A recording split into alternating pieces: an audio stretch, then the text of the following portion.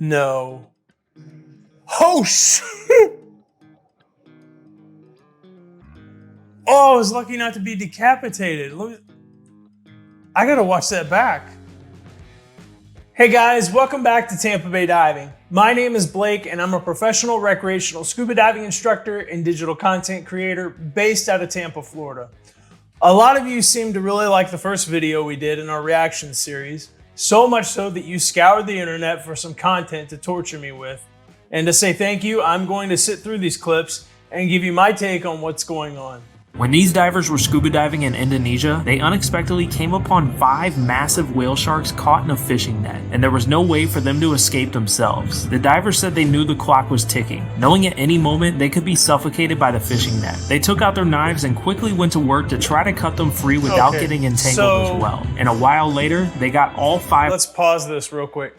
So this actually does happen. This is probably a real thing. I don't know about this instance, but yeah, this whole thing looks real right here. This is mainly because of the commercial fishing industry, and it's not necessarily their fault. They're not going out there and trying to drop nets and kill animals. What it is over time, like anything, the gear that commercial fishermen use is spending a lot of time out in the sun, exposed to the heat, the sunlight, the UV rays, and the salt water, which we've said multiple times, salt water eats through everything. And nets are not immune to that. So nets break. What happens is sometimes nets break and they fall off in the ocean. And it is a sad thing that happens because innocent animals like this do get caught up in it. It's something that I've personally witnessed and seen.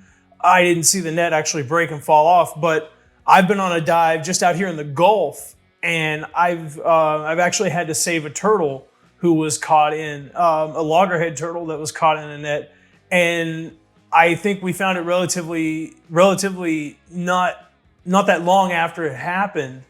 And we were able to save the turtle and they could come back up for air. But yeah, these things happen. What happened is these nets, people actually don't know, these nets are actually really, really heavy. They're so large and they're heavy. They weigh a ton. And what they do is they weigh these animals down to where if they're a mammal, then they can't come up for air. And you see even these whale sharks are massive animals. They're massive animals. And these nets are weighing them down. And you got this huge net with 5 whale sharks, I think it said in there. Yeah, eventually it's going to kill them and it's going to suffer. But yeah, this happens all the time. It happens to whale sharks, like I said, turtles, dolphins, seals, sharks. It happens all the time. It happens all the time. But it's not on purpose, I guess I would say. It's not on purpose.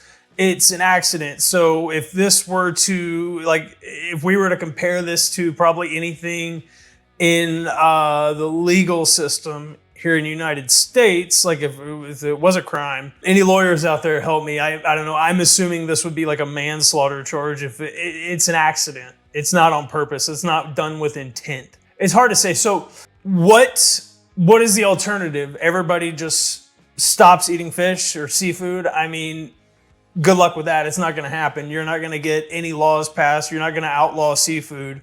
I'm not sure. I'm not a commercial fisherman, so I'm not sure that the laws and the regulations that they are under, I'm assuming, like anything in the United States, it's highly regulated. So this is why I spearfish. So yes, I do eat out at restaurants. I do eat fish. I do eat beef, steaks, all this. I'm not a vegan. I'm not a vegetarian. I eat meat and I'm never going to stop. So there's that first off. I do eat, there are farm raised organic. Organic's kind of like it's a coin term that's basically a ripoff. As long as you eat like small, local, fresh grass-fed beef, fresh, not factory, basically they have big factories where they just raise either land meats or, seafood like trout, salmon, stuff like that. None of that factory stuff. But a lot of these places go out and they do this with these nets as well. They just capture a bunch, bring it in, sell it to the local merchants and restaurants. It happens all the time down in Tampa. The commercial fishermen sell all their catches over to the restaurants. But this is a big reason why I like to get the majority of my stuff myself. So what I do is I spearfish, I lobster dive, and I crab dive. Now, what am I doing with this? I'm not using any nets. I'm not going to damage anything down there that I don't intend to eat. I'm not going to kill anything that I don't intend to personally eat myself. So there's no bystander victims. Innocent fish, innocent animals get caught up in this. So with pole fishing, you got a fishing pole, you've got a line, and you've got your bait on a hook.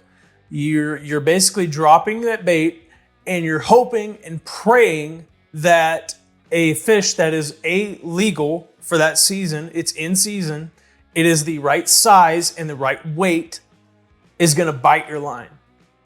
With commercial fishing, you're dragging these nets all the way across. You could be damaging coral, you could be damaging other wildlife, innocent fish and stuff like that. You could get caught up in it and get hurt.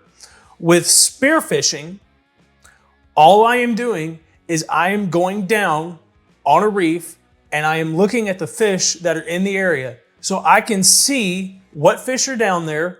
I can identify the species. I can gauge the size and the weight of it just based on how big it is and if I believe it's legal. So am I right 100% of the time? Most of the time now, yes, I am. I haven't had an incident. I've never been fined for an incident. I've never had an incident. I always go by the rule because objects look bigger underwater. So unless it's a massively big fish compared to what the legal size and weight requirements are, I'm not going to shoot at it. But I can get a look. I can see hey, that's a hogfish. It's in season. It's big. It's more than the required limit. I'm going to take it. So I aim my spear gun. I shoot. I hit that one animal. I pull it back in. I put it on my reel. It's done. That one fish, take it home, cook it up, clean it, eat it. Done. Not harming anything else. Same thing with lobster diving and crab diving. So I measure, but you don't even kill the animal. What you do is you have a snare and a net, and with a lobster, you basically measure if it's able to be kept. And if it doesn't meet the length requirements, you can't keep it. So you release it. You obviously have to check for eggs. It can't be a female carrying eggs. And with crabs, you measure the claws. You measure to basically if it's in size or not. You can see that right there, and no harm, no foul comes to the animal if it's too small. So you're not hurting it. If it's too small and it's not legal, you just release it. I mean, you want to be careful not to get pinched, but yeah, I mean, essentially no harm, no foul. So that's the reason why I like to do that way. I think it's better overall for the oceans, but can everybody spearfish? No. Can everybody crab and lobster dive? No. So, I mean, the best thing that I can say is maybe we develop better materials, stronger nets, stronger fishing gear. Yeah, because you're not going to convince the world's population to just stop eating fish or seafood. It's not going to happen. So you have to take the win where you can get it. And I think that, developing better gear, divers constantly out there being aware of stuff like this, because like I said, it's not uncommon. It's something that happens yearly. I mean, divers all over the world are saving animals from nets. So yeah, kudos to these guys. Good job on saving these whale sharks. Whale sharks free. They said they were so happy to save them, and also to be able to walk away from the scary moment alive. Again, just great job. Whale sharks are beautiful. If you've never been in the ocean with them, then you're really missing something out, because these things make you feel so small. I remember the first time I saw one, we were in the Dry Tortugas, just off of Key West, and I saw one for the first time in the wild, and I literally just froze. I was in awe, because these things are so beautiful, so peaceful, and so huge. It makes you feel like a sardine, a little speck. All right, so on to the next one. Oh, we got two divers here. One, his computer is dangling. It's not secured. You got one that looks like an experienced diver and one that's not. And this guy's struggling with buoyancy.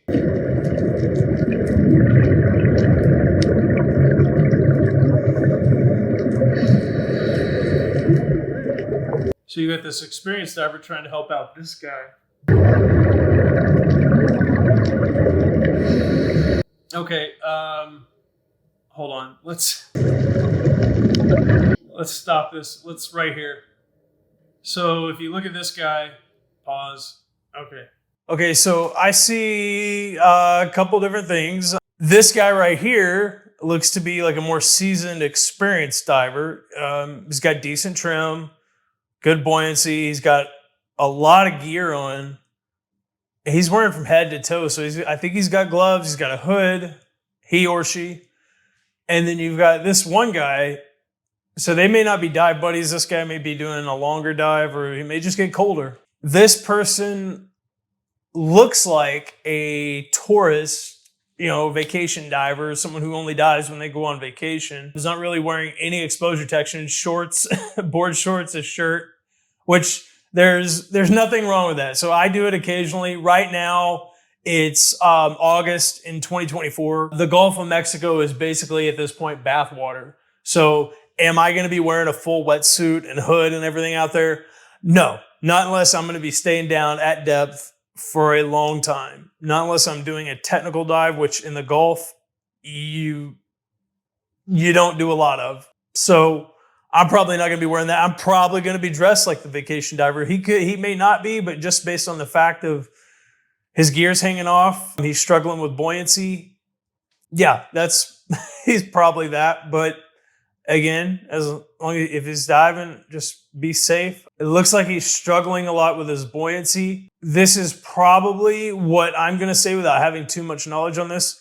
He probably dropped a weight accidentally or on purpose, just because of how there's no real color filter on this video. And so it looks like red's the first color to go away. So he's probably at around 30 or 40 feet would be my guess. And the whole reason why I'm saying that is because if you try to dive, like say you're at the surface and you try to go down and get at depth and you're underweight, then you're going to have a heck of a time.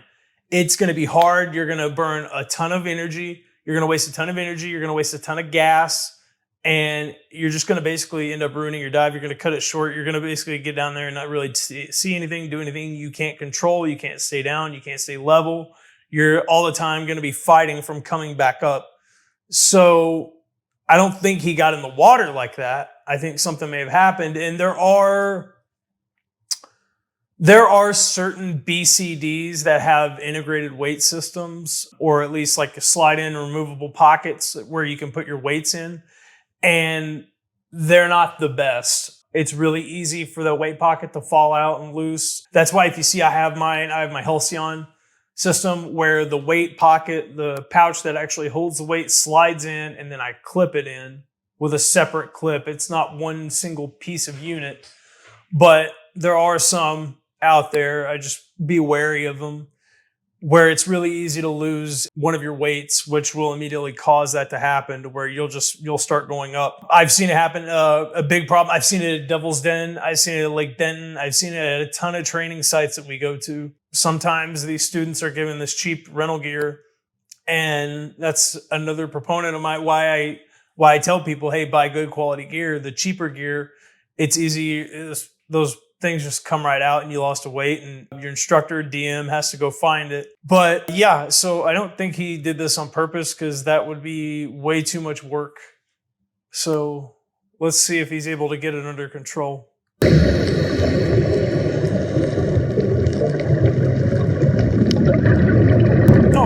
Hollis is good gear. Yeah, no, he didn't seem to ever really have control of that. But like I said, I think he just dropped that gear, and it happens sometimes. It's unfortunate because it'll ruin a dive. Hopefully you've got a good buddy who can go down and help find stuff if you lose it.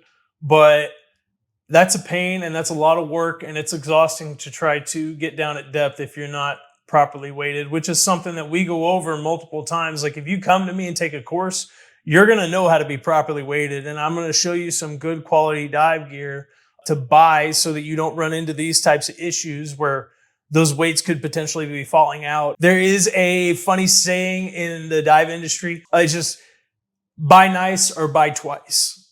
And it's basically just buy good quality gear so that way you don't have to waste money by buying a good quality gear later after you've already bought a cheap set of gear and you're still wasting money. So buy nice the first time, but there's multiple other brands. The brand that other diver was wearing, Harasses, makes really good products. Harasses is very good. Halcyon is very good. Scuba Pro is very good. Dive Right's very good. All these brands are really good brands. I'm not saying anything's bad about the other ones, but these are just some off the top of my head. But let's check out the next video. Right away, I don't like this. Let's see. No. Oh, shit! Oh, I was lucky not to be decapitated. I gotta watch that back.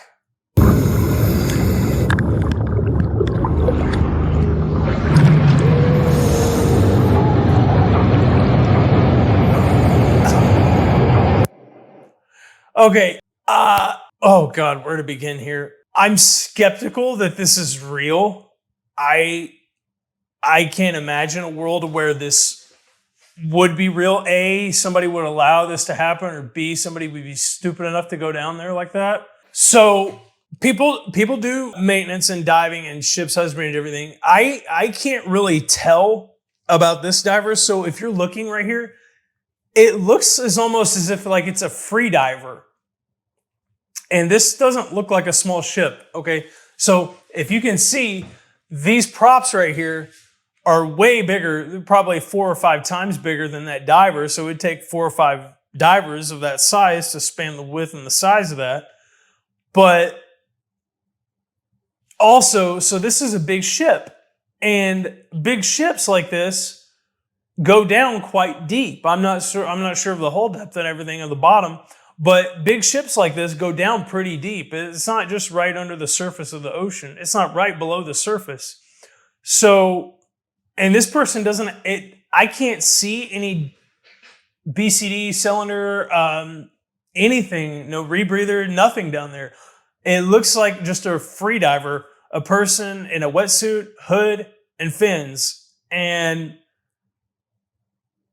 I've never seen a free diver on diving in any port or outside any ocean where any ship would be.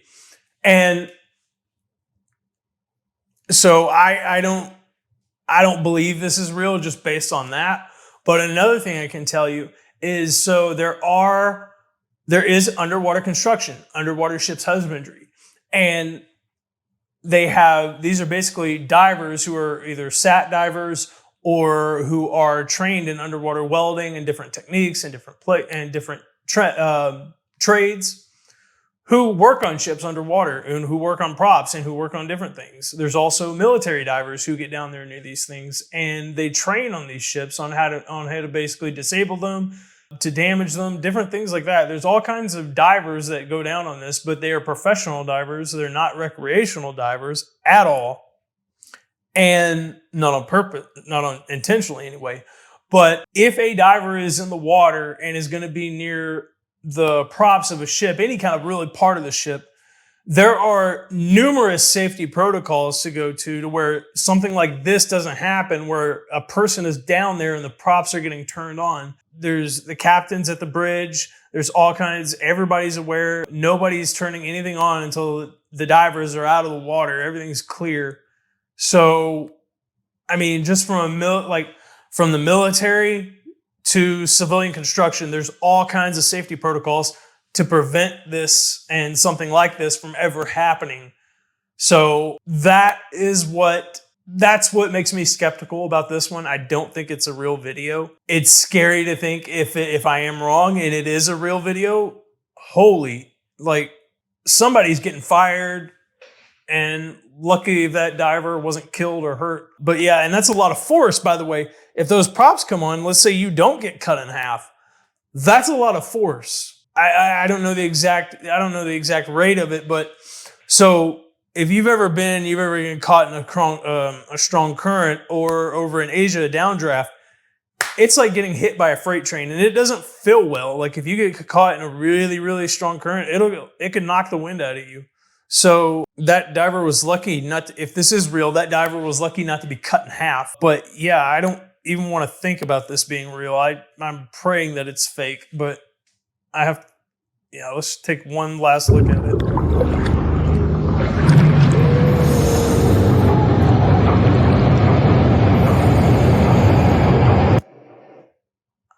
Yeah, I just don't think it's real. I'm praying it's not real. In other words, somebody's getting fired at a minimum. Let me know down in the comments, what do you think about this? Is it real? Is it fake? I say fake. I don't think it's anything to do real. But yeah, that's just me. On to the next one. Finding a bunch of weird stuff on my dive, but then I ran into these scuba divers, and one of them was having a serious problem. Why is the SpongeBob theme music in here? I was like, hey, look at your boy. And then they all turned around, and I was like, no, homie, you. And then the instructor realized that his... Okay, so his tank came out of the straps, it looks like. Nothing more, nothing less. Let's see. Let's start over. Let's see what happens. So I was finding a bunch of weird stuff on my dive, but then I ran into these scuba divers, and one of them was having a serious problem. I was like, hey, look at your boy. And then they all turned around, and I was like, no, homie, you. And then the instructor realized that his scuba tank was almost completely falling off. I saved them from a final destination catastrophe, and they didn't even thank me. Freaking scuba divers. Then I found this wrapped up metal wire. Okay, hold on. Yeah, let's just finish this. We'll go back through. Yes, but it ended up just being someone's goggles. Dang it. Then I found these sunglasses under a rock. What were they doing down there? Found a soda can lid. I thought this was plastic, but it was actually a fishbone. Another hair tie, some fiberglass, this weird piece of rubber. Okay, that's all the stuff we saw by. Okay. First off, why is the SpongeBob theme music playing? Second, okay, let's go back through this. Okay, you can see this guy's tank up here it's out. It happens. Sometimes stuff happens. Again, going back to the quality of the gear you purchase. Sometimes with just cheap BCDs and single straps on them for the cylinders, it can come off, it can come loose. Yeah, it happens. It's not out of the ordinary. I mean, I've seen it, I don't know how many times throughout my career. And like something like this has actually happened to me. So a few years ago when I bought my Halcyon BCD, this isn't a big deal. It is, but it isn't at the same time. It's fixable. As long as you got some spare parts, it's not going to end your dive. So with this, it looks like he was wearing a jacket style BCD and the tank basically just came out. Now, that happens with the recreational ones, but like with mine, with my Halcyon BCD, when I first bought it, so it is a backplate and wing setup, which means it has bolts that runs through from the tank strap through the wing to the backplate, and then you use what are nut washers, like nut wings and washers to secure it together so it's all one piece. I didn't realize at the time, I don't know if it was just mine or if it's a common thing with Halcyon, but the wing nuts and the washer came off in a dive that I was doing. And I didn't realize that until I started feeling my gear sliding around. I was like, something's not right. So I did a ditch and dawn underwater, took my gear off, looked at it, and the bottom wing nut and washer had fallen off somewhere during the dive. And I basically had to call that dive at that point because my gear was a gear malfunction. I had to hold it together. I was lucky I still had the top one, so I had to kind of hold the bottom together a little bit and then do a slow, safe ascent with my gear. And then once on the boat, I was lucky enough that one of the other divers had a spare wing nut and washer. The first thing that I did after that, though, was I went to Home Depot, bought a replacement stainless steel wing nut and washer, and I bought a pack of stainless steel lock washers. And so I had to put those on there. And ever since then, I've never had an issue. But with these recreational style BCDs, it's literally probably just either they weren't secured enough to begin with, or it broke and came undone. It's not out of the realm of possibility for either of those to happen. This guy made a comment, I saved them from a final destination 2 type scenario. What did he say? Let's go back and listen to this real quick.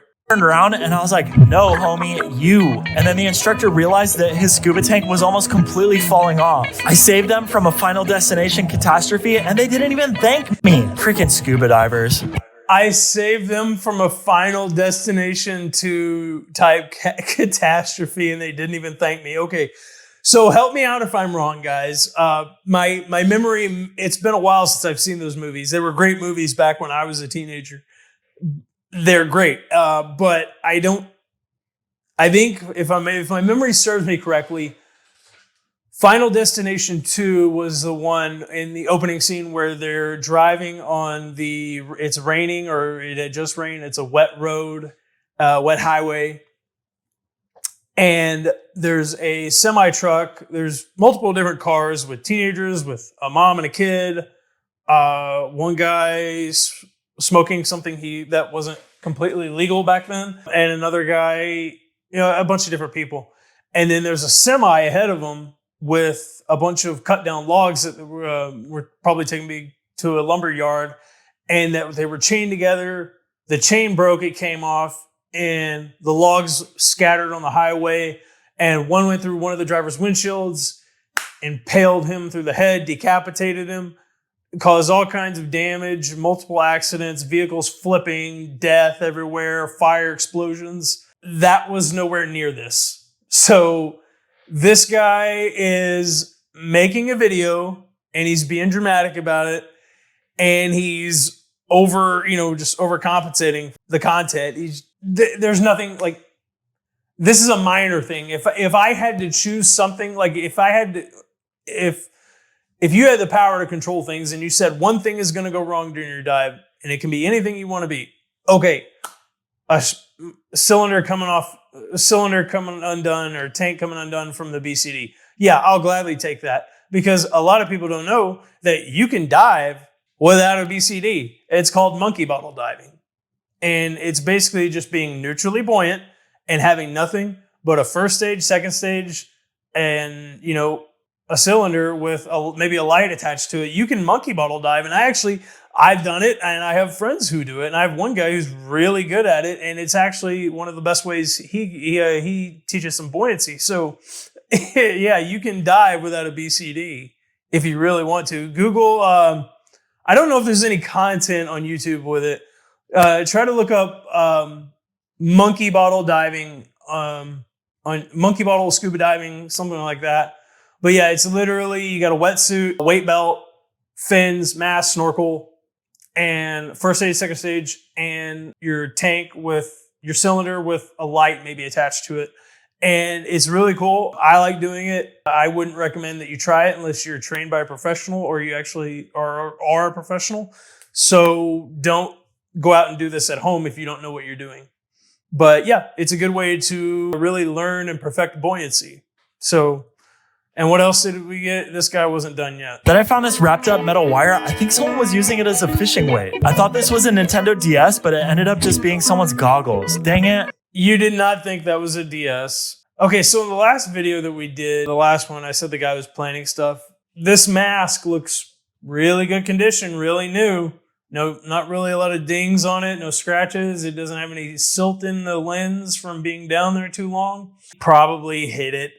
He probably put it right down there because, like I said, it looks way too fresh. Like there's no damage, there's no silt in the sitting in the lens when he pulled it up. So I highly doubt he thought it was a DS, a Nintendo DS. And it's not goggles, buddy. It's a mask. There's quite a big difference. Goggles don't cover your nose. And it's a single lens. God, this is an old school mask too.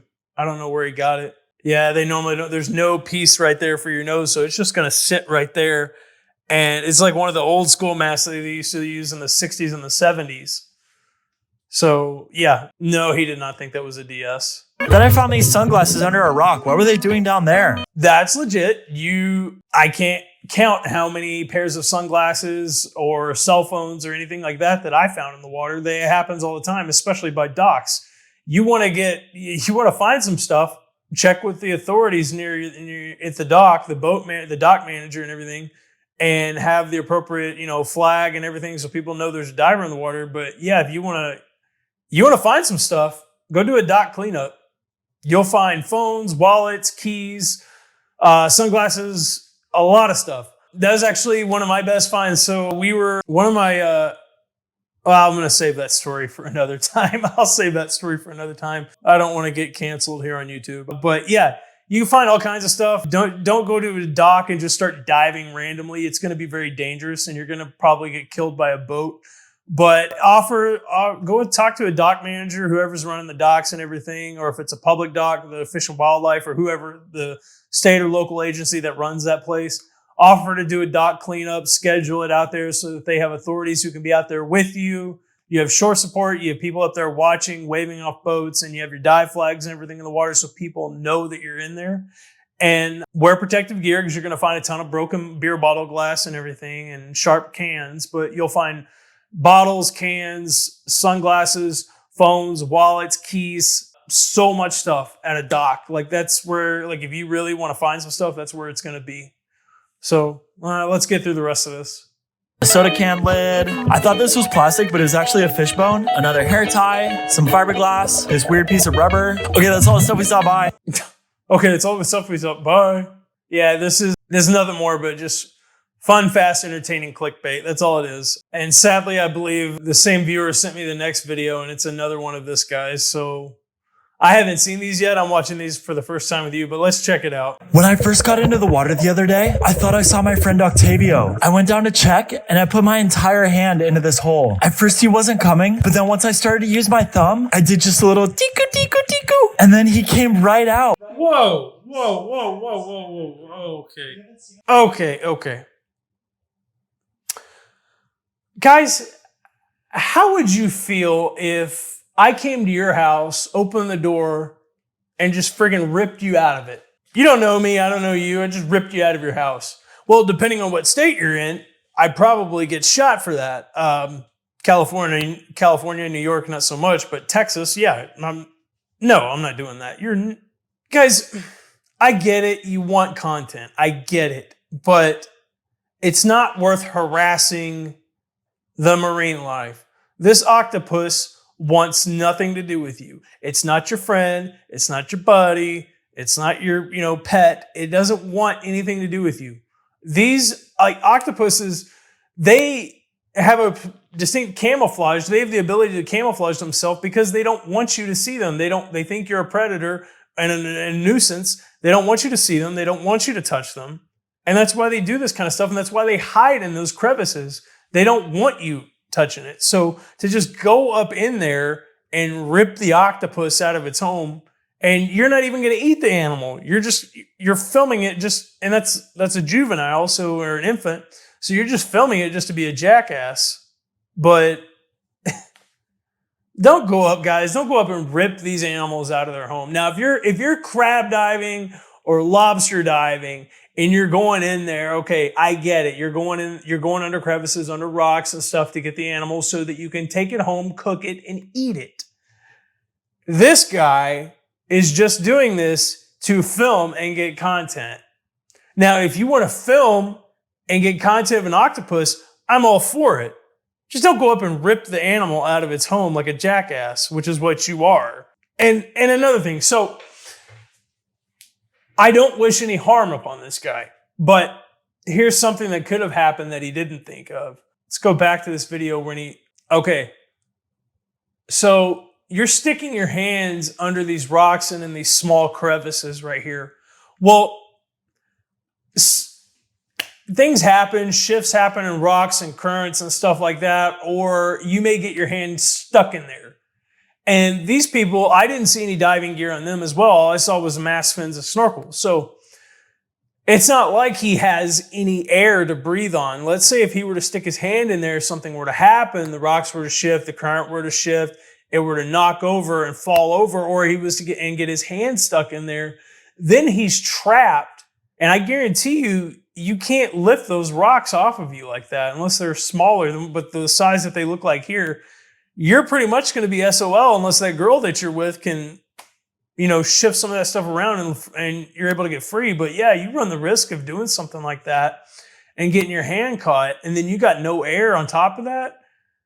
I mean, I've never experienced what it's like to drown, and I don't ever want to. It can't be any fun. It's probably not as bad as fire, but I don't necessarily want to die down there doing stupid crap. I don't want to die down there, period. But definitely don't want to die for something as minuscule as this. Like, guys, you just got to really think when you're down in the water, because that's stuff that actually has happened. I've got a buddy of mine you're going to meet in a future episode. He's got some stories. He's a public safety diver with me. And we both have some stories that we're going to talk about. And we've seen some stuff happen where divers get stuck underwater, and it's not a joke.